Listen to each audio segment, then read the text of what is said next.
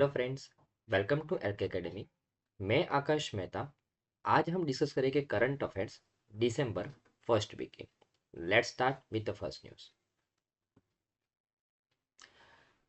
हमारी पहली न्यूज़ है फ्रेंड्स कि अभी रिसेंटली सेंटर गवर्नमेंट के द्वारा एक प्रोजेक्ट रिपोर्ट मांगा गया है। किसके पास? केरला गवर्नमेंट के पास से। सेंट्रल गवर्नमेंट ने अभी डिटेल्ड प्रोजेक्ट रिपोर्ट डिमांड किया है। किससे? केरला से। कौन से प्रोजेक्ट का? तो सिल्वर लाइन प्रोजेक्ट का। हमारे लिए ये न्यूज़ में ये सिल्वर लाइन प्रोजेक्ट इंपॉर्टेंट है फ्रेंड्स, कि ये जो सिल्वर लाइन प्रोजेक्ट है जिसका अभी प्रोजेक्ट रिपोर्ट मांगा है केरला गवर्नमेंट के पास से सेंट्रल गवर्नमेंट ने, ये सिल्वर लाइन प्रोजेक्ट आखिरकार है क्या फ्रेंड्स, इसके बारे में डिस्कस करते हैं। तो ये हमारा इंडिया का मैप है और आपको यहाँ पे केरला, एक छोटा सा स्टेट, हमारी जो साउथर्न मोस्ट पार्ट है इंडिया का, वहाँ पे देखने को मिलेगा। ये केरला के मैप को हमने यहाँ पे जूम करके दिखा है। आप देखो, ये केरला का जो सबसे नॉर्थर्न मोस्ट एरिया है कजरगोड, और केरला का सबसे साउदर्न मोस्ट एरिया है तिरुवनंतपुरम। अभी तक क्या था फ्रेंड्स कि अगर कजरगोड से तिरुवनंतपुरम जाना है केरला के अंदर, तो अगर हम रेलवे लाइन के माध्यम से जाए, वैसे अगर मैं बात करूँ केरला, ये जो स्टेट है वो हमारा वेस्टर्न घाट का पार्ट है। और आपको पता है ये वेस्टर्न घाट्स के अंदर बहुत सारी घाटियाँ हैं, बहुत सारे कर्वेचर्स है। तो वहाँ पे जो ट्रैफिक जाता है वो एकदम धीरे धीरे जाता है कंपेरेटिवली, अगर मैं बाकी सब स्टेट्स के कंपैरिजन में बात करूँ तो अगर कजरकोड से ये तिरुवनंतपुरम, नॉर्थर्न पार्ट और साउदर्न पार्ट को कनेक्ट करना है, अगर कोई व्यक्ति को कजरकोड से तिरुवनंतपुरम जाना है, तो नॉर्मल रूट से या तो वो रेलवे लाइन से जाए या तो वो रोड लाइन से जाए, उसको मिनिमम 12 घंटे लगते हैं। कितने घंटे लगते हैं? 12 घंटे। ये जो अप्रोक्सीमेटली ये जो डिस्टेंस है वो नॉर्मली 500 किलोमीटर के आसपास का डिस्टेंस है, और ये कवर करने में 12 घंटे लगते हैं। ओके, अभी इसी डिस्टेंस को, 500 किलोमीटर के इसी डिस्टेंस को कौन कौन सी दो डिस्ट्रिक्ट के बीच में, कजरगोड जो नॉर्थर्न मोस्ट पार्ट है केरला का, और तिरुवनंतपुरम जो साउथर्न मोस्ट पार्ट है केरला का, इन दोनों को कनेक्ट करने के लिए यहाँ पे एक सिल्वर लाइन प्रोजेक्ट लॉन्च किया गया है। सिल्वर लाइन प्रोजेक्ट, ये सिल्वर लाइन प्रोजेक्ट के अंदर आप देख सकते हो कि कजरगोड से तिरुवनंतपुरम, ये स्ट्रेट लाइन में रेलवे लाइन बिछाई गई है। टोटल 532 किलोमीटर का एरिया है, जो अभी तक 12 घंटे में कवर होता था, उसको अभी लेस देन 4 घंटे के अंदर कवर करना है। लेस देन 4 आवर्स, राइट ना। टोटल 200 किलोमीटर प्रति घंटे के आसपास यहाँ पे ट्रेन दौड़ाने की बात चल रही है इस सिल्वर लाइन प्रोजेक्ट के अंदर। इस प्रोजेक्ट को नाम दिया है, कजरगोड से तिरुवनंतपुरम को कनेक्ट करने का ये जो प्रोजेक्ट है केरला के अंदर, उसको नाम दिया है सिल्वर लाइन प्रोजेक्ट। टोटल 12 घंटे का जो रास्ता था उसको 4 घंटे में कंप्लीट करना है, ये 532 किलोमीटर का रास्ता, राइट। 200 किलोमीटर प्रति घंटे की रफ्त पे स्पीड से यहाँ पे ट्रेन दौड़ानी है इस प्रोजेक्ट के अंदर, बराबर ना। ओके, तो सेंटर गवर्नमेंट ने अभी केरला गवर्नमेंट से पूछा कि भाई आपने प्रोजेक्ट तो लॉन्च कर दिया है सिल्वर लाइन प्रोजेक्ट, लेकिन उसके अंदर आपने अभी तक काम कितना किया है, उसका हमको प्रोजेक्ट रिपोर्ट दो। इसके लिए हम इस न्यूज़ को रिसेंट न्यूज़ में पढ़ रहे हैं फ्रेंड्स, बराबर ना। टोटल टोटल 11 डिस्ट्रिक्ट्स को कवर करेंगे इस सिल्वर लाइन प्रोजेक्ट के अंदर, बराबर ना। ओके, और कजरकोड से तिरुवनंतपुरम को कनेक्ट करना है, सिंपल आपको याद रखना है, बराबर ना। ओके, तो ये जो प्रोजेक्ट है सिल्वर लाइन प्रोजेक्ट के अंदर, ये जो रेलवे लाइन बिछाएगा वो कौन बिछाएगा? तो it is executed by the Kerala rail development corporation limited, जिसको शॉर्ट में बोला जाता है के रेल। ये संस्था के द्वारा इस प्रोजेक्ट को इम्प्लीमेंट किया जा रहा है, बराबर ना। टोटल 532 किलोमीटर का ये रेल लाइन है जो तिरुवनंतपुरम को कनेक्ट करेगा कजरगोड से, बराबर ना। ओके, टोटल ये जो यहाँ पे जो ट्रेन दौड़ाई जाने वाली है वो 9 कार की एक ट्रेन होगी, जिसमें 675 पैसेंजर्स को हैंडल किया जा सकता है। 220 किलोमीटर प्रति घंटे की स्पीड से यहाँ पे ट्रेन को दौड़ाने की बात चल रही है, सिंपल, बराबर ना। Okay, right. अगर मैं इस सिल्वर लाइन प्रोजेक्ट की नीड के बारे में बात करूँ, तो इस ये प्रोजेक्ट क्यों इतना इंपॉर्टेंट है, तो जैसे मैंने आपको बताया कि टाइम सेविंग है, 12 घंटे का रास्ता मात्र 4 घंटे में क्लियर हो जाएगा। टेरेन लिमिटेशंस कि यहाँ पे अगर मैं बात करूँ कि जो नॉर्मल ट्रैफिक होता है वो नॉर्मली ये रूट के ऊपर 45 किलोमीटर प्रति घंटे की स्पीड से वो दौड़ सकता है, लेकिन ये एक स्पेसिफिक रास्ता बनाया गया है जो एक सीधा रास्ता है, ज़्यादा टर्निंग्स नहीं है, तो यहाँ पे ट्रेन को 200 किलोमीटर प्रति घंटे की स्पीड से दौड़ाने की बात चल रही है। उसके अलावा डी ट्रैफिकिंग, जो नॉर्मल रूट पे जो ट्रैफिक होगा उसका सामना नहीं करना पड़ेगा, बराबर ना। ओके। लेकिन कुछ इश्यूज भी रहे हैं इस प्रोजेक्ट के अंदर। कौन कौन सी इश्यूज है, तो सबसे पहले तो ह्यूज कैपिटल रिक्वायरमेंट। जो केरला, जो अभी तक एक ऐसा स्टेट है कि जिसके पास फंड का डेफिसिट रहा है, बराबर ना, अगर ये प्रोजेक्ट को वो इम्प्लीमेंट करेगा तो उसके ऊपर और ज़्यादा बर्डन क्रिएट हो जाएगा। उसके अलावा ये जो सीधी लाइन में रेल लाइन जो बिछाने की बात चल रही है, उसके लिए बहुत सारी फैमिलीज को डिस्प्लेस होना पड़ेगा। अप्रोक्सीमेटली 30,000 फैमिली को अपना लोकेशन छोड़ के दूसरी जगह पे जाना पड़ेगा। उसके अलावा इकोलॉजिकल डैमेज होगा। जैसे मैंने आपको बताया, ये वेस्टर्न घाट का एरिया है, वेस्टर्न घाट्स के अंदर बहुत सारे पेड़ पौधे को काट के ये रास्ता बनाया जाएगा, तो इकोलॉजिकल डैमेज होगा। फ्लड हजार्ड होगा, बिकॉज ये वेस्टर्न घाट आप देख सकते हो फ्रेंड्स, ये एक एक्चुअली एक ऐसा एरिया है वेस्टर्न घाट कि जो पानी के प्रेशर को झेलता है। अगर ये वेस्टर्न घाट के अंदर अगर हम कुछ मॉडिफिकेशन करेंगे तो शायद अगर जब कोई हैवी रेनफॉल होगा तो फ्लड हजार्ड भी हो सकता है, बराबर ना। राइट, तो ये कुछ कंसर्न्स भी रह चुके हैं इस सिल्वर लाइन प्रोजेक्ट के अंदर, लेकिन अभी रिसेंट न्यूज़ में क्यों पढ़ रहे हैं, क्योंकि सेंट्रल गवर्नमेंट ने उसका प्रोजेक्ट रिपोर्ट मांगा है, सिंपल। तो आपको आइडिया होगा फ्रेंड्स कि सिल्वर लाइन प्रोजेक्ट क्या है, कौन से दो डिस्ट्रिक्ट को कनेक्ट करना है, कौन से राज्य के अंदर, क्या उसके बेनिफिट्स होने वाले, क्या उसके लिमिटेशंस होने वाले हैं। हमारी सेकेंड न्यूज़ है, और ज़्यादा इंपॉर्टेंट है फ्रेंड्स, कि अभी रिसेंटली पंबन 2.0 लॉन्च किया गया है। ये पंबन 2.0 क्या है फ्रेंड्स, ये इंडिया का first vertical lift rail bridge है जो बहुत जल्दी से ऑपरेट होने वाला है। इंडिया का first vertical lift rail bridge. तो ये पंबन 2.0 को समझने से पहले पहले हम पंबन को समझ लेते हैं फ्रेंड्स, कि पंबन क्या है। ये हमारा इंडिया का मैप है, राइट। ओके। अभी ये तमिलनाडु के अंदर आपको ये वाला पार्ट दिखता होगा फ्रेंड्स, ये वाला पार्ट। तो यहाँ पे मंडपम करके एक डिस्ट्रिक्ट है तमिलनाडु का, बराबर ना, जो तमिलनाडु के मेनलैंड एरिया में आता है। और एक छोटा सा आपको यहाँ पे ब्रिज दिखता होगा, अगर इस मैप को अगर आप जूम करके देखोगे तो ये जो ब्रिज है एक्चुअली तमिलनाडु का मंडपम करके एक मेनलैंड एरिया है जो तमिलनाडु के अंदर है, जो हमारे इंडिया के टेरिटरी का पार्ट है। राइट, ये यहाँ पे है तमिलनाडु के मेनलैंड एरिया के अंदर। और यहाँ पे रामेश्वरम है, रामेश्वरम, रामेश्वरम, ये भी हमारे तमिलनाडु का पार्ट है फ्रेंड्स, ये भी हमारे इंडिया के टेरिटरी का पार्ट है। तो ये मंडपम जो तमिलनाडु के मेनलैंड एरिया में है, और जो रामेश्वरम जो बीच समुद्र के अंदर है, इसके बीच में, इंडिया और श्रीलंका के बीच में। रामेश्वरम इंडिया की टेरिटरी का पार्ट है, तमिलनाडु के अंदर कवर किया गया है। तो ये मंडपम और रामेश्वरम के बीच में यहाँ पे एक ब्रिज बनाया गया है। ये जो सी है, ये जो पानी है उसके ऊपर एक ब्रिज बनाया गया है, ताकि हम मंडपम से रामेश्वरम तक जा सके इस ब्रिज के माध्यम से। और इस ब्रिज का, ये एक्चुअली रेलवे लाइन वाला ब्रिज है, रेल ब्रिज बनाया गया है। ये ब्रिज को बनाया गया था 1914 के अंदर, और इसी ब्रिज का नाम है फ्रेंड्स पंबन, पंबन। राइट, ये इंडिया का पहला सी ब्रिज है। कोई सी के ऊपर जो ब्रिज को बनाया है वो इंडिया का पहला सी ब्रिज है, पंबन ब्रिज, जो किसको कनेक्ट करता है, मंडपम और रामेश्वरम को कनेक्ट करता है।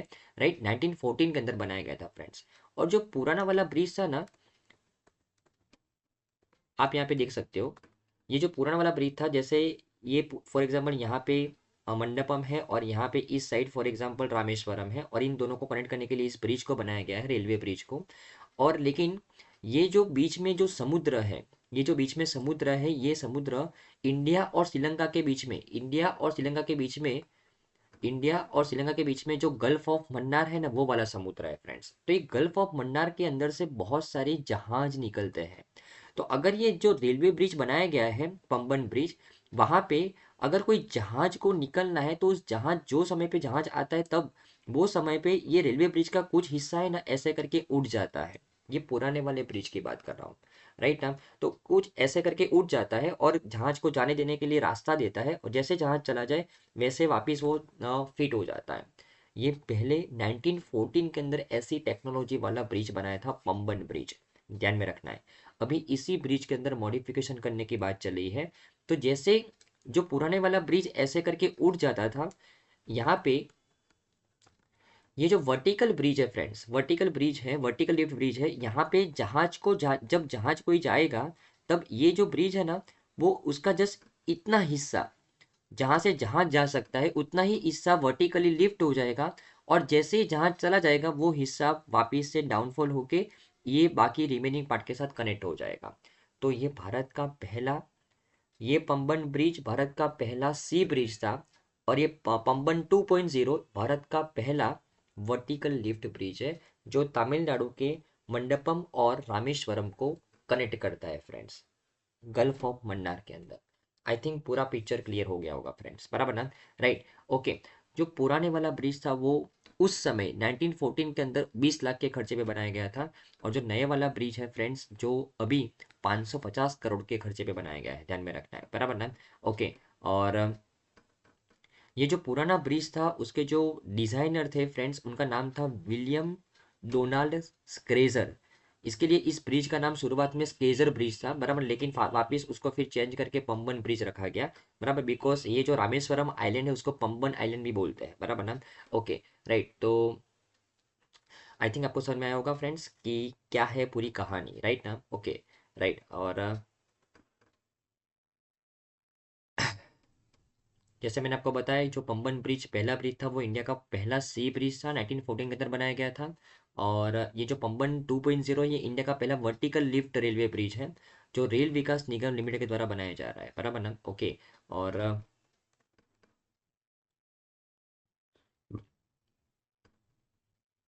ये जो ब्रिज का जो लेंथ होगा वो 2 किलोमीटर के आसपास का लेंथ होगा, राइट ना? और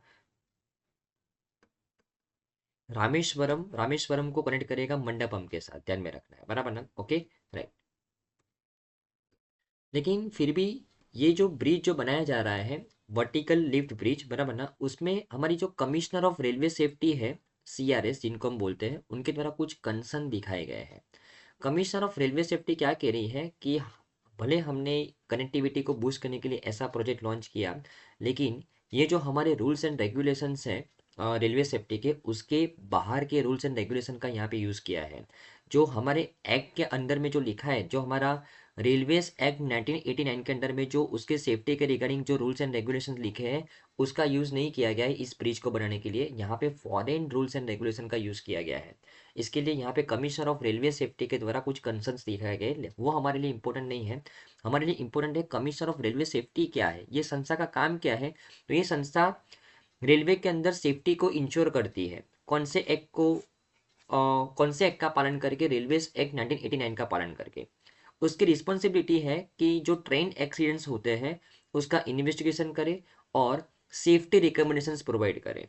ये जो संस्था है वो मिनिस्ट्री ऑफ सिविल एविएशन के अंडर में काम करती है, और जिसका मेन काम है रेलवे की सेफ्टी को ऊपर काम करना, बराबर, रेलवे के जो एक्सीडेंट्स होते हैं उसके ऊपर इन्वेस्टिगेशन करना और रिकमेंडेशंस देना उसके सेफ्टी को इंप्रूव करने के लिए, बराबर ना? राइट। तो आई थिंक आपको इस न्यूज़ में समझ में आया होगा फ्रेंड्स।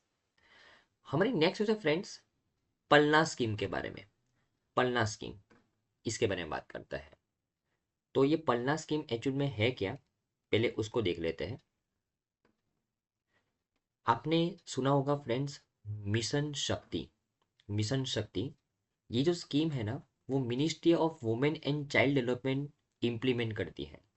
ये स्कीम के अंडर में बेसिकली वुमेन की सेफ्टी के ऊपर काम किया जाता है, वुमेन की सिक्योरिटी के ऊपर काम किया जाता है, और वुमेन एम्पावरमेंट के ऊपर काम किया जाता है। मिशन शक्ति स्कीम को ministry of women and child development के द्वारा 15th फाइनेंस कमीशन पीरियड के दौरान इसको लॉन्च किया गया है। 2021-22 से लेकर 2025-26 तक ये 5 साल के लिए स्कीम लॉन्च की गई है। कौन सा फाइनेंस कमीशन का पीरियड है? 15th finance commission. Finance commission के बारे में हमने 2-3 महीने पहले ही पढ़ा था। 2-3 महीने पहले के ही वीडियोस के अंदर मैंने पूरा फाइनेंस कमीशन का काम क्या होता है वो आपको समझाया था। एक बार रिवाइज कर लेना है, राइट। तो मिशन शक्ति, जहाँ पे इस स्कीम के अंडर में वुमेन की सेफ्टी, सिक्योरिटी और इंपावरमेंट के ऊपर काम किया जाता है, ministry of women and child development के द्वारा यहाँ ये स्कीम इंप्लीमेंट की जाती है, राइट। ये मिशन शक्ति के दो सब स्कीम है, ये स्कीम के दो सब स्कीम है, एक तो संबल और एक सामर्थ्य। संबल के अंदर वुमेन की सेफ्टी और सिक्योरिटी के ऊपर फोकस किया जाता है, और सामर्थ्य के अंदर वुमेन के इंपावरमेंट के ऊपर फोकस किया जाता है। अगर मैं संबल की बात करूं तो संबल के अंदर भी बहुत सारी स्कीम है। For example one stop centre, जहाँ पे ऐसी जगह है कि जहाँ पे आप वुमेन की सेफ्टी रिगार्डिंग कोई कंप्लेन कर सकते हो। अगर फॉर एग्जांपल आपने कोई जगह पे देखा कि वुमेन के खिलाफ कोई अत्याचार हो रहा है, तो आप ये वन स्टॉप सेंटर के ऊपर जाके कंप्लेन कर सकते हो। वुमेन हेल्पलाइन जो बनाई गई है वो भी संबल स्कीम का पार्ट है। बेटी बचाओ बेटी पढ़ाओ जो स्कीम लॉन्च की गई वो भी संबल स्कीम का पार्ट है। नारी अदालत जो बनाई गई है वो भी संबल स्कीम का पार्ट है फ्रेंड्स, राइट। ओके, तो संबल स्कीम का काम ही है वुमेन की सेफ्टी और सिक्योरिटी के ऊपर काम करना। और अगर मैं सामर्थ्य स्कीम की बात करूँ तो सामर्थ्य स्कीम के अंदर में प्रधानमंत्री मातृ वंदना योजना, जहाँ पे जो विधवा जो फीमेल होती है, बराबर ना, उनको पेंशन दिया जाता है। शक्ति सदन, जहाँ पे उज्ज्वला और स्वधर घर की जो जैसी योजना है वो वुमेन्स के लिए लॉन्च की गई है। वर्किंग वुमेन हॉस्टल तैयार की गई इस योजना के अंडर में। नेशनल क्रैची स्कीम, नेशनल क्रैची स्कीम, जिसको फिर नाम दिया गया है पलना स्कीम, जिसके बारे में हम पढ़ रहे हैं अभी। तो अभी जो हम पढ़ रहे हैं ना फ्रेंड्स, नेशनल क्रैची स्कीम के बारे में पढ़ रहे हैं। जब उसका लॉन्च किया था तब उसका नाम था नेशनल क्रैची स्कीम। ये नेशनल क्रैची स्कीम किसका पार्ट है? तो सब स्कीम ऑफ सामर्थ्य का पार्ट है। सामर्थ्य किसका पार्ट है? मिशन शक्ति का पार्ट है फ्रेंड्स। तो आई थिंक आपको मिशन शक्ति क्या है? मिशन शक्ति एक मेन स्कीम है जहाँ पे वुमेन के इंपावरमेंट सेफ्टी सिक्योरिटी के ऊपर काम किया गया है। मिशन शक्ति के अंडर में दो स्कीम, संबल और सामर्थ्य के अंदर वुमेन की इंपावरमेंट के ऊपर फोकस करना है। और उसमें एक स्कीम है नेशनल क्रेची स्कीम, जिसको अभी नाम क्या दिया गया है? पलना स्कीम नाम दिया गया है फ्रेंड्स। तो नेशनल क्रेची स्कीम के अंडर में सबसे पहले तो क्रेची क्या होता है फ्रेंड्स, उसके बारे में समझ लो।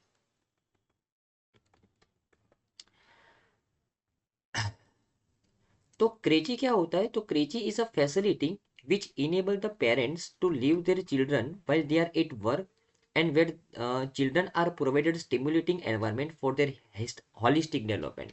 देखो, क्रेची एक ऐसी जगह है जहाँ पे कोई पेरेंट्स जो वर्किंग पेरेंट्स है वो अपने चिल्ड्रन को रख सकते हैं कुछ समय के लिए, और वहाँ पे उनके चिल्ड्रन को न्यूट्रिशनल फूड, उसके अलावा एक स्टिमुलेटिंग एनवायरनमेंट प्रोवाइड किया जाएगा जो उनके हॉलिस्टिक डेवलपमेंट में बहुत काम में आएगा। तो क्रेची एक ऐसी जगह का नाम है। आप उसको दूसरी भाषा में बोल सकते हो, जो प्ले सेंटर्स होते हैं ना आजकल के अर्बन एरिया के अंदर, उसको बोल सकते हैं क्रेची, राइट ना। ओके, तो यहाँ पे ये नेशनल क्रेची स्कीम जो सामर्थ्य स्कीम का पार्ट है मिशन शक्ति का, उसको नाम दिया गया है पलना स्कीम। तो ये पलना स्कीम के अंडर में एक्चुअल में गवर्नमेंट 17,000 क्रैचेस को डेवलप करने वाली है, राइट, पलना स्कीम के अंडर में।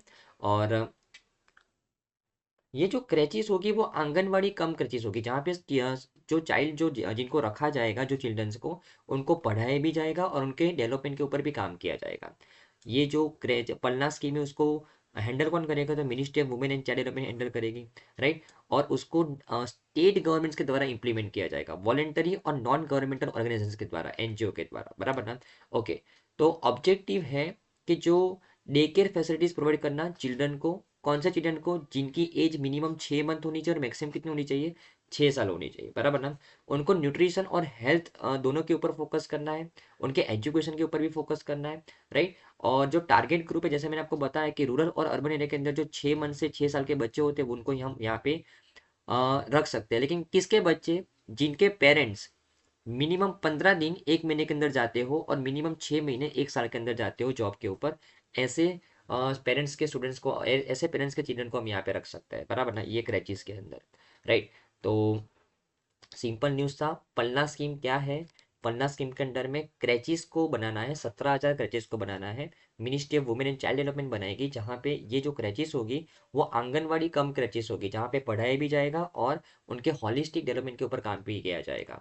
6 महीने से 6 साल के बच्चे को हम यहाँ पे रख सकते हैं, सिंपल, बराबर ना। लेकिन कैसे पेरेंट्स? मिनिमम 15 दिन 1 महीने में जॉब पे जाते हो और मिनिमम 6 महीने 1 साल में जॉब पे जाते हो, ऐसे पेरेंट्स, राइट ना। ओके, तो आई थिंक आपको इस स्कीम के समझ में आया। ओके, तो आई थिंक फ्रेंड्स आपको इस स्कीम में अंदर अच्छे समझ में आया होगा। हमारी नेक्स्ट न्यूज़ है friends, the saliences of places of worship act, इसके बारे में बात करते हैं। तो एक्चुअली ये प्लेसेस ऑफ वर्शिप एक्ट अभी रिसेंट न्यूज़ में है। हमको इस न्यूज़ में ये प्लेसेस ऑफ वर्शिप एक्ट के बारे में पढ़ना है। रिसेंट न्यूज़ में क्यों है? बिकॉज उत्तर प्रदेश के अंदर अभी कुछ हल्ला हुआ था कि वहाँ पे कुछ लोगों की डिमांड ऐसी है, कुछ हिंदूज की डिमांड ऐसी है कि प्लेसेस ऑफ वर्शिप एक्ट के अंडर में जो टाइम सेट किया गया है उसके अंदर बदलाव होना चाहिए। अभी ये न्यूज़ को समझने से पहले प्लेसेस ऑफ वर्शिप एक्ट के बारे में समझना पड़ेगा फ्रेंड्स, बराबर ना। नाम से पता चलता है ये जो एक्ट है ना वो किसके ऊपर फोकस करता है, प्लेसेस ऑफ वर्शिप के ऊपर, जहाँ पे हम प्रार्थना करने के लिए जाते हैं, दर्शन करने के लिए जाते हैं, राइट ना।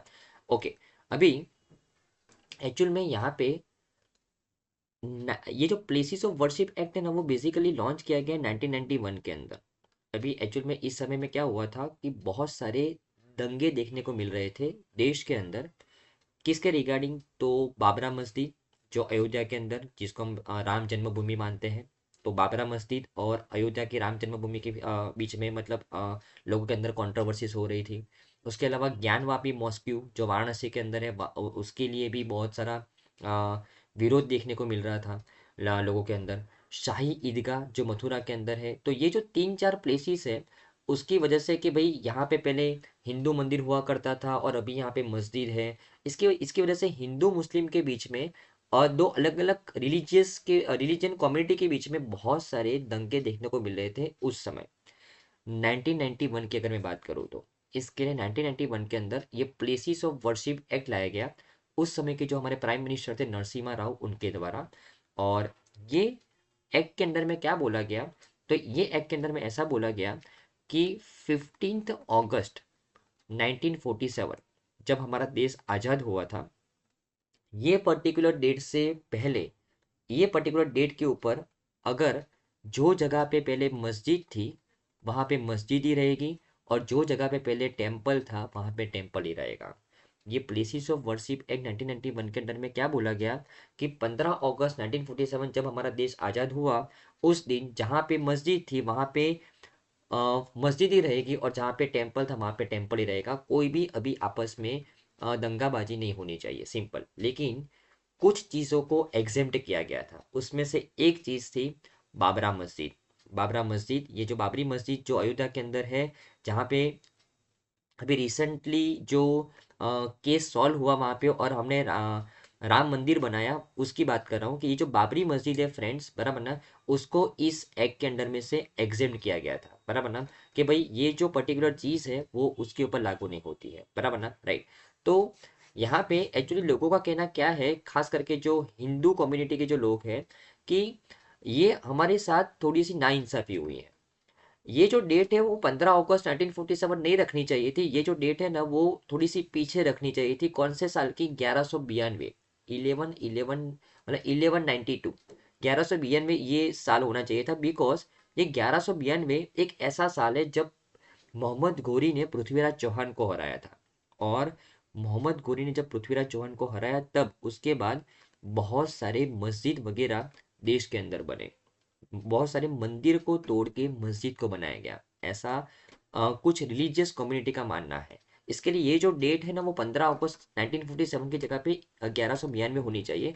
ये ये वो साल है जब मोहम्मद गोरी ने पृथ्वीराज चौहान को हराया था, उसके बाद देश के अंदर बहुत सारी मस्जिदें बनी मंदिरों को तोड़ के, राइट ना। तो ये ऐसा 1192 का अगर रेफरेंस रखेंगे तो उसके पहले जहाँ पे मंदिर था वहां पे मंदिर रहेगा, उसके बाद जहाँ पे मस्जिद था वहां पे मस्जिद रहेगा। अगर ऐसा होता तो ठीक होता, ऐसा कुछ कम्युनिटी का मानना है।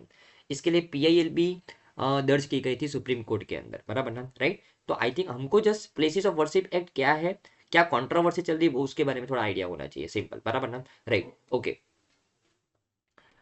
तो प्लेसेस ऑफ वर्शिप एक्ट के सेक्शन 3 के अंदर बोला है कि कोई भी प्लेस ऑफ वर्शिप है उसके अंदर कोई भी कन्वर्जन नहीं होगा। सेक्शन 4 एक के अंदर में कौन सा डेट सेट किया गया है, 15 अगस्त 1947 सेट किया गया है, जस्ट सिंपल, बराबर ना, राइट। और सेक्शन 5 के अंदर में कुछ एक्सेप्शंस भी है, एक तो बाबरी मस्जिद को एक्सेप्शंस दिया है, उसके अलावा जो ancient monuments and archaeological sites हैं, और जो ancient monuments and archaeological sites and remains act 1958 के अंदर में जितने भी मॉन्यूमेंट्स आते हैं उसको एग्जेम्प्ट किया गया है, बराबर ना, राइट। और अगर कोई इस एक्ट का वायोलेशन करेगा तो उसको पेनल्टी भी मिलेगी, 3 साल का प्रिजनमेंट भी होगा, ऐसा सेक्शन 6 के अंदर लिखा हुआ है, बराबर ना, राइट। तो आई थिंक आपको प्लेसेस ऑफ वर्शिप एक्ट 1991 के बारे में पता चला होगा, उसके रिगार्डिंग कंट्रोवर्सीज के बारे में पता चला होगा फ्रेंड्स, ओके, राइट। अभी हमारी नेक्स्ट न्यूज़ है फ्रेंड्स, बहुत ही इंपॉर्टेंट न्यूज़ है एग्जाम पॉइंट ऑफ व्यू से। और आप सबको पता है हमने प्रीवियस 2 लेक्चर्स में बात की है COP 29 के बारे में। तो कॉन्फ्रेंस ऑफ पार्टीज की मीटिंग चल रही थी 29 नंबर पे। कहाँ पे? अजरबैजान के अंदर, अजरबैजान के बाकू शहर के अंदर। तो वो मीटिंग अभी कंप्लीट हो चुकी है। तो इसके आउटकम्स क्या क्या आए हैं उसके बारे में डिस्कस कर लेते हैं। कॉन्फ्रेंस ऑफ पार्टीज 29 नंबर की, अभी जो स्टूडेंट्स का ये पहला लेक्चर है इनको मैं समझा दूँ, ये जो कॉन्फ्रेंस ऑफ पार्टीज है ना फ्रेंड्स, ये एक मीटिंग का नाम है। किसकी मीटिंग का नाम है? तो ये जो मीटिंग है उसके अंदर यूएन के जितने भी मेंबर कंट्रीज हैं वो पार्टिसिपेट करते हैं। क्यों पार्टिसिपेट करते हैं? ताकि ये सब लोग क्लाइमेट चेंज को डिफेंड कर सके। क्लाइमेट चेंज को कम करने के लिए जो एमिशंस है उसको कम करने के लिए यहाँ पे यूएन की मेंबर कंट्रीज साथ में मिलकर डिसीजंस लेती हैं। कौन सी मीटिंग के अंदर? कॉन्फ्रेंस ऑफ पार्टीज की मीटिंग के अंदर। ये जो मीटिंग हुई थी वो 29 नंबर की हुई थी। कहाँ पे? अजरबैजान के अंदर, अजरबैजान के बाकू शहर के अंदर। बराबर ना? राइट। तो वो कंप्लीट हो चुकी है, तो उसके क्या मीनिंगफुल आउटकम निकल के आए हैं वो हमको जानना है, जस्ट सिंपल। बराबर ना? राइट। ओके। यस। तो जैसे मैंने आपको बताया कि कॉन्फ्रेंस ऑफ पार्टीज 29 नंबर की जो मीटिंग हुई थी वो बाकू के अंदर हुई थी। बाकू कहाँ पे आया है? अजरबैजान के अंदर। राइट। और ये जो मीटिंग का नाम दिया गया था फ्रेंड्स, एक्चुअली इस मीटिंग को क्या बोला जाएगा? Finance COP. क्योंकि इस मीटिंग के अंदर फाइनेंस के ऊपर बात की गई है। ओके। अभी कैसी बात की गई है वो हमारे लिए इम्पोर्टेंट है। तो आपको पता है फ्रेंड्स कि दो टाइप की कंट्रीज होती है, वैसे बेसिकली तीन टाइप की कंट्री होती है: डेवलप कंट्री, डेवलपिंग कंट्री और लीस्ट डेवलप कंट्री, एलडीसी। अभी इस मीटिंग के अंदर ऐसा तय किया गया है कि एक्चुअल में अगर मैं बात करूँ ना, तो जो कॉन्फ्रेंस ऑफ पार्टीज सीओपी जो 21 नंबर की हुई थी 2015 के अंदर, कहाँ पे? पेरिस के अंदर। वहाँ पे कुछ एग्रीमेंट साइन किए गए हैं जिसको नाम बोला गया है पेरिस एग्रीमेंट।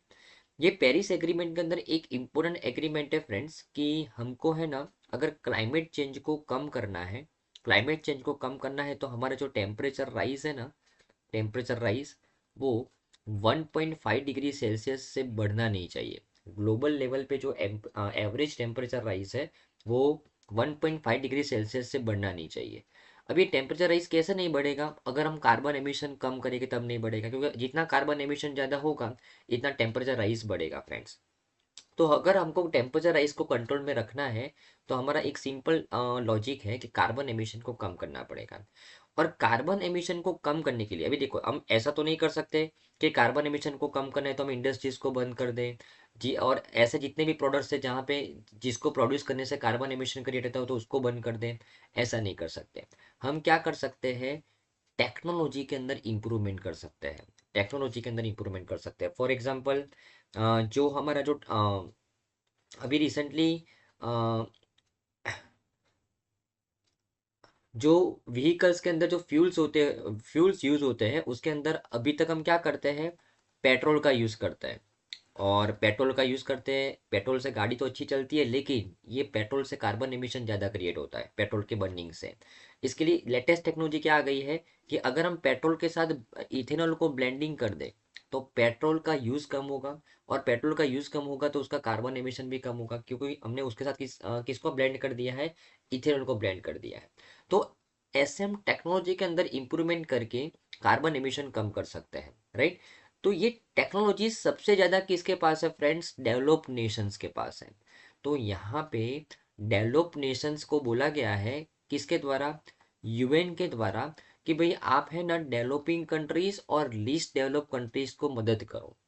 आप डेवलपिंग कंट्रीज और लीस्ट डेवलप कंट्रीज को मदद करो ताकि हम ये कार्बन एमिशन कम करें वर्ल्ड लेवल पे, और हमारा जो ये टारगेट है 1.5 डिग्री सेल्सियस का हम अचीव कर पाए। तो अल्टीमेटली टारगेट अचीव करना है सीओपी 21 के अंदर जो पेरिस एग्रीमेंट हुआ था उसका टारगेट। और इसके लिए यहाँ पे डेवलप नेशंस को बोला गया है कि भाई आपको डेवलपिंग कंट्री और लीस्ट डेवलप कंट्री को कितना फाइनेंस प्रोवाइड करना है। बराबर, ये कितना फाइनेंस प्रोवाइड करना है वो इस मीटिंग के अंदर तय किया गया है। इसके लिए इस सीओपी को क्या नाम दिया गया है? Finance COP. ओके। अभी डेवलप कंट्रीज को बोला गया है कि भाई आपको इन डेवलपिंग कंट्रीज और लीस्ट डेवलप कंट्रीज को इतना फाइनेंस देना है। इसको बोलते हैं टारगेट, और इस टारगेट को नाम दिया गया है new cumulative quantitative goal on climate finance, NCQG। तो जब भी हम NCQG पढ़ेंगे उसका मतलब क्या हो गया, new cumulative quantitative goal on the climate finance, right. अभी उसको न्यू क्यों बोला गया है, because already already develop countries ने बोला था 2015 के अंदर, जब ये पेरिस एग्रीमेंट हुआ, जब ये एग्रीमेंट हुआ कि हम टेम्परेचर राइज को 1.5 डिग्री सेल्सियस के अंदर अंदर रखेंगे, तब डेवलप नेशन से तब बोला था कि भी हम हर साल डेवलपिंग कंट्रीज और लीस्ट डेवलप कंट्रीज के लिए हर एक डेवलप नेशंस कितना प्रोवाइड करेगी, 100 billion per year, 100 billion per year develop Nations किसको प्रोवाइड करेगी, डेवलपिंग कंट्रीज और लीस्ट डेवलप कंट्रीज को। ये उन्होंने वहां पे शपथ ली थी 2015 के अंदर। लेकिन एक भी डेवलप नेशन ने ये टारगेट को अचीव नहीं किया, $100 बिलियन पर ईयर नहीं दिया। इसके लिए यहाँ पे कुछ नए टारगेट, नया गोल उनको दिया गया है, new cumulative quantitative goal on climate finance. और इस मीटिंग के दौरान क्या बोला गया है कि अभी हर एक डेवलप कंट्रीज को, डेवलपिंग और लीस्ट डेवलप कंट्रीज को कितना पैसा देना पड़ेगा, $300 billion per year, $300 billion per year देना पड़ेगा। जो पहले टारगेट $100 बिलियन का था, अभी डेवलप नेशंस को बोला गया है कि आपको पर ईयर कितना देना पड़ेगा, $300 बिलियन। और ये जो पैसा देना है पर ईयर $300 बिलियन, वो अभी से नहीं, 2035 से देना है। कब से देना है, 2035 से, ध्यान में रखना है, बराबर ना, ओके, राइट। तो ये डिसाइड किया गया कि भाई इतना फाइनेंस प्रोवाइड करना है इस मीटिंग के दौरान। इसके लिए इस मीटिंग को नाम दिया गया है फाइनेंस सीओपी, ओके। वैसे तो डेवलपिंग कंट्रीज और लीस्ट डेवलप कंट्रीज ने साथ में मिलकर क्या मांगा था, डिमांड क्या की थी कि भाई हमको $1.3 ट्रिलियन चाहिए एवरी ईयर, अगर ये टारगेट को अचीव करना है। लेकिन डेवलप नेशंस ने ये डिमांड को नहीं माना। जो पहले $100 बिलियन वो नहीं दे पाए थे, उसको अभी 3 गुना करके $300 बिलियन के रकम के ऊपर वो एग्रीमेंट साइन हुआ है, राइट ना, ओके। इंडिया ने हालांकि इस एग्रीमेंट को नहीं माना है। ये जो फाइनेंस डिसाइड हुआ है सीओपी के दौरान $300 बिलियन का, इंडिया बोल रहा है कि बहुत कम है, हमको ट्रिलियंस ऑफ डॉलर के अंदर रिक्वायरमेंट है। और ये लोग हमको $300 बिलियन पर ईयर देने वाले हैं, जो फुलफिल नहीं करेगा इस टारगेट को, ओके। तो इसको फाइनेंस सीओपी क्यों बोलते हैं वो आपको समझ में आया होगा फ्रेंड्स, ओके।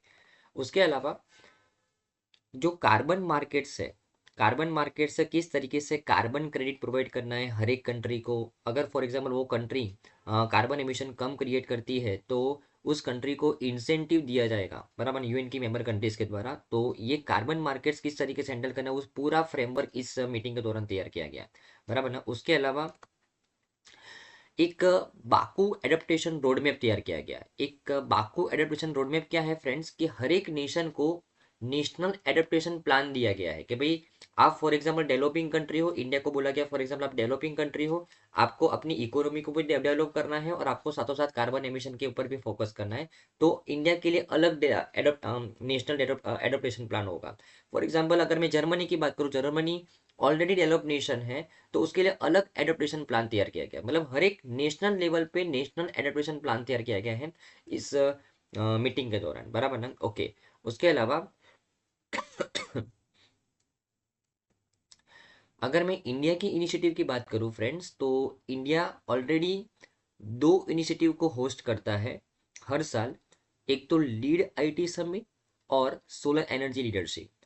इंडिया ने को होस्ट किया लीड आईटी समिट, किसके साथ, स्वीडन के साथ, बराबर ना, ओके। और ये जो समिट है वो फोकस करती है decarbonisation of the heavy industry. ये लीड आईटी समिट के अंदर इंडिया प्रमोट करता है कि भाई हमको हमारी जो हैवी इंडस्ट्रीज है उसको डीकार्बोनाइज करना है, उनके अंदर टेक्नोलॉजीज डेवलप करके उनको डीकार्बोनाइज करना है। तो lead IT summit actually initiative है इंडिया और स्वीडन का, ध्यान में रखना है।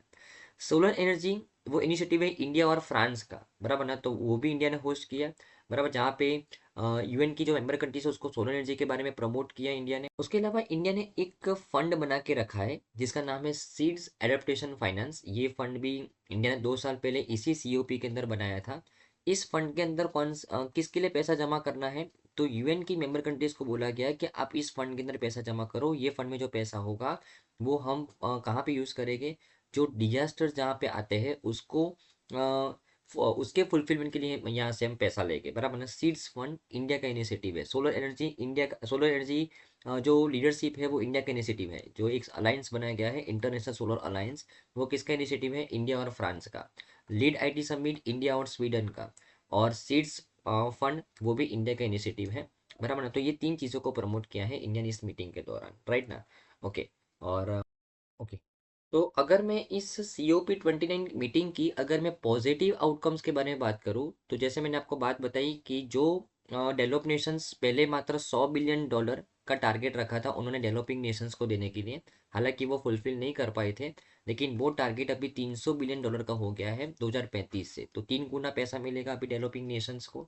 उसके अलावा कार्बन क्रेडिट के मैकेनिज्म्स यहाँ पे तैयार की गई है, फ्रेमवर्क तैयार किया गया है किस तरीके से कार्बन क्रेडिट प्रोवाइड की जाएगी नेशंस को। उसके अलावा जैसे मैंने आपको बात किया कि नेशनल एडेप्टेशन प्लान्स तैयार किए गए हर एक कंट्री के लिए, कि किस तरीके से हर एक कंट्री लेवल पे कौन कैसा काम कर सकता है ताकि हम ओवरऑल हमारा टारगेट है 1.5 डिग्री सेल्सियस को कम करना, वो हम अचीव कर पाए। ओके। उसके अलावा अगर मैं शॉर्ट कमिंग्स की बात करूँ COP29 के शॉर्ट कमिंग्स की, तो जैसे मैंने आपको बात किया कि इंडिया जैसी कंट्रीज जो डेवलपिंग नेशन से उन्होंने डिमांड किया था कि भाई हमको तो $1.3 ट्रिलियन चाहिए सालाना, लेकिन मात्र $300 बिलियन मिल रहा है, तो ये थोड़ा सा इनएडिक्वेट फाइनेंसिंग है। उसके अलावा ये जो पैसा दे रही है डेवलप नेशंस डेवलपिंग कंट्री को, ये पैसा ग्रांट के स्वरूप में नहीं दे रही है, वो पैसा लोन के स्वरूप में दे रही है। Okay. What is the difference between grant और लोन फ्रेंड्स? तो ग्रांट में क्या होता है कि प्रिंसिपल वापिस नहीं करना पड़ता, ग्रांट में प्रिंसिपल वापिस नहीं करना पड़ता, लोन के अंदर आपको प्रिंसिपल भी वापिस करना पड़ता है और इंटरेस्ट भी वापिस करना पड़ता है। तो ये जो पैसा देने वाला है डेवलप नेशन डेवलपिंग कंट्रीज को, वो लोन के स्वरूप में देने वाला है। ये थोड़ा सा शॉर्ट कमिंग है COP29 के अंदर, बराबर ना, क्या वो और ज्यादा बर्डन क्रिएट करेगा डेवलपिंग नेशंस के ऊपर, राइट ना। और इसके अलावा यहाँ पे क्रिटिक्स ऐसा भी बोलते हैं कि COP29 के अंदर फाइनेंस के अलावा ऐसी कोई भी प्रोडक्टिव बात नहीं की गई जिसको हम हमारे जो टारगेट है अल्टीमेट टारगेट 1.5 डिग्री सेल्सियस से टेम्परेचर राइज कम रखना, उसको हम अचीव कर पाए, बराबर ना। तो जो एमिशंस गोल्स है उसको टारगेट करने के लिए, उसको अचीव करने के लिए ऐसी कोई भी प्रोडक्टिव बात नहीं की गई इस मीटिंग के दौरान सिवाय फाइनेंस के, बराबर ना। Okay, right. और अगर मैं कुछ फैक्ट्स के बारे में बात करूँ फ्रेंड्स इस मीटिंग्स के, तो आपको यहाँ पे वो 2-3 साल पहले की भी मीटिंग के बारे में पूछ सकता है कि भाई COP27 कहाँ पे हुआ था, कॉन्फ्रेंस ऑफ पार्टीज 27, वो हुआ था इजिप्ट के अंदर शाम एल शेख के अंदर। COP28 कहाँ पे हुआ था लास्ट ईयर, दुबई के अंदर, राइट। और ये 29 कहाँ पे हुआ है, अजरबैजान बाकू के अंदर, ध्यान में रखना है, बराबर ना। और इस मीटिंग के अंदर एक नया गोल रखा गया है, न्यू कलेक्टिव क्वांटिटेटिव गोल NCQG, ये उसका फुल फॉर्म भी ध्यान में रखना है। तो आई थिंक आपको इस पूरी न्यूज़ में अच्छे से समझ में आया होगा फ्रेंड्स। हाँ, जो नेक्स्ट COP है COP30 2025 में जो होने वाला है, वो कहाँ पे होने वाला है, ब्राज़ील के अंदर, ध्यान में रखना है। तो ये जो COP है ना, कॉन्फ्रेंस ऑफ पार्टी की जो प्रेसिडेंसी है, जो होस्ट करता है, वो देश कैसे डिसाइड होता है, तो यहाँ पे एक्चुअली UN के द्वारा पांच अलग अलग रीजन्स को डिसाइड किया गया कि भाई एक साल अफ्रीकन रीजन्स में होगा, एक साल एशियन रीजन्स में होगा, एक साल लेटिन अमेरिका के अंदर होगा और एक साल कैरेबियन रीजन्स के अंदर होगा, बराबर ना। और एक साल सेंट्रल और ईस्टर्न यूरोप और वेस्टर्न यूरोप के अंदर होगा, बराबर। ऐसे 5 रीजन्स के अंदर डिवाइड किया गया है और बारी बारी से हर एक रीजन के कोई एक देश को यहाँ पे पिक किया जाता है, सिंपल, बराबर ना, राइट। हमारा नेक्स्ट टॉपिक है फ्रेंड्स कि अभी रिसेंटली इसरो ने एक मिशन लॉन्च किया है, प्रोबा 3 मिशन, बराबर ना। और इसके बारे में बात करते हैं, बहुत इंपॉर्टेंट मिशन है प्रोबा 3, राइट। तो ये प्रोबा 3 क्या है, क्यों लॉन्च किया गया है, किसके लिए लॉन्च किया गया है, उसके बारे में बात करते हैं। तो एक्चुअली ये प्रोबा 3 मिशन के माध्यम से, वैसे ये लॉन्चिंग तो किया है इसरो ने, लेकिन ये जो प्रोबा 3 मिशन के माध्यम से जो सैटेलाइट भेजे गए हैं, वो सैटेलाइट तैयार किए गए हैं यूरोपियन यूनियन के द्वारा। यूरोपियन यूनियन के द्वारा 2 सैटेलाइट्स भेजे गए हैं, 2 सैटेलाइट्स। और सैटेलाइट्स किसके द्वारा भेजे गए हैं, तो हमारा जो PSLV रॉकेट है, PSLV रॉकेट, PSLV एक्सेल, बराबर ना, वो रॉकेट जो हमने इसरो ने तैयार किया है, उस रॉकेट के माध्यम से ये 2 सैटेलाइट को यूरोपियन यूनियन के द्वारा भेजे गए हैं, प्रोबा 3 मिशन, ध्यान में रखना है। अभी आपके मन में विचार आएगा कि यूरोपियन यूनियन एक ऐसा समूह कि जो बहुत सारे डेवलप्ड नेशंस का समूह है और वो अपनी सैटेलाइट्स को इसरो के द्वारा भेज रहा है। हाँ, बिकॉज इसरो अपनी क्वालिटी और लो बजट के लिए दुनिया के अंदर जाना जाता है फ्रेंड्स, बराबर ना। और इसी कारण से ये PSLV रॉकेट के माध्यम से इस मिशन को स्पेस में भेजा गया है। और अभी क्यों भेजा गया है उसके बारे में बात करते हैं, बराबर ना। दो सैटेलाइट्स किसके किसके थे, यूरोपियन यूनियन के, लेकिन यहाँ पे भेजा किसने, इसरो ने, ध्यान में रखना है, प्रोबा 3 मिशन। Okay, right. चलो अभी अगर मैं इस मिशन के बारे में बात करूँ फ्रेंड्स, तो PROBA 3 is a pioneering European space agency mission. जैसे मैंने आपको बात किया कि ये जो मिशन है वो यूरोपियन स्पेस एजेंसी का है, और उसके अंदर जो ऑब्जेक्टिव है इस मिशन का, वो जो हमारा जो सन है उसका कोरोना को इन्वेस्टिगेट करना, सन के कोरोना को। अभी कोरोना किसको बोलते हैं पहले तो हम इसको समझ लें। देखो, ये हमारा सन है, सन का जो एकदम इंटीरियर पार्ट होता है उसको बोलते हैं कोर, बराबर ना, जहाँ पे टेम्परेचर नॉर्मली 15 मिलियन केल्विन होता है। फिर सन का ये जो येलोइश पार्ट देख रहा है उसका सरफेस वाला पार्ट, इसको बोलते हैं फोटोस्फियर। क्या बोलते हैं, फोटोस्फियर, जिसका टेम्परेचर 6000 केल्विन के आसपास होता है। और ये जो सन का सबसे आउटर मोस्ट पार्ट है, ये जो आपको रिंग जैसा दिख रहा है, बराबर ना, उसको बोलते हैं क्रोमोस्फियर। क्या बोलते हैं, क्रोमोस्फियर।